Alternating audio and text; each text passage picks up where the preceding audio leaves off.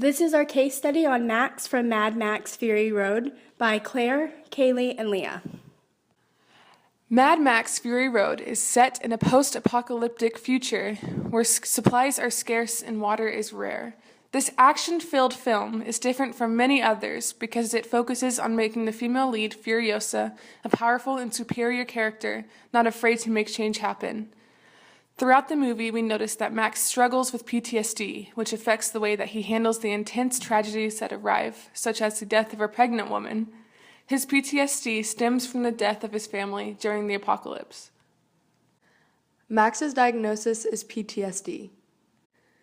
The Google definition of PTSD is a type of trauma and stress-related disorder that involves intrusive and persistent cognitive, emotional, and psychological symptoms triggered by catastrophic or horrifying events. A traumatic event that happened in this movie was when Max lost his family during the apocalypse and believes it was his fault.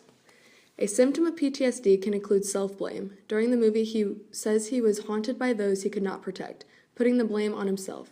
He also showed a mistrust of others, which caused irrational behaviors. You can see this in many times where he held anyone at sight at gunpoint and raided the truck of weapons.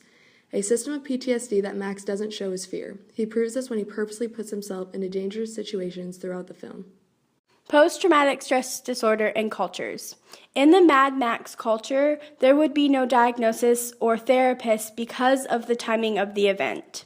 In our culture today, mental health is on a rise, so it is very important. We are able to seek help and get help if we need it. The stigma around PTSD is that only war vets have it, and it's very cliche to talk about it or bring it up in a lot of situations. People who have PTSD are also known as dangerous and hostile, which is not always true. In other cultures, it goes undiagnosed because other things are more important, like water or food, just like in the Mad Max culture.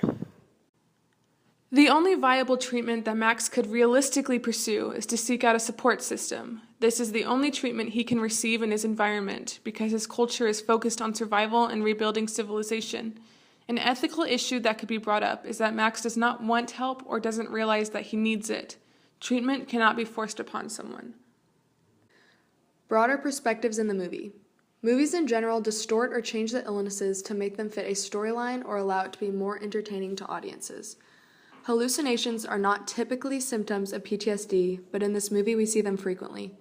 The movie played Max to having unpredictable triggers, which shows the reality of PTSD. Another thing that the movie did well on was that the way Max narrated his feelings. Examples of this is when Max says, "worming their way into the black matter of my brain." The reason this is realistic to PTSD is because he is saying that he doesn't want these thoughts to continue to haunt him. This is our case study on Mad Max Fury Road and how we interpret his mental illness, PTSD, that was portrayed in this movie.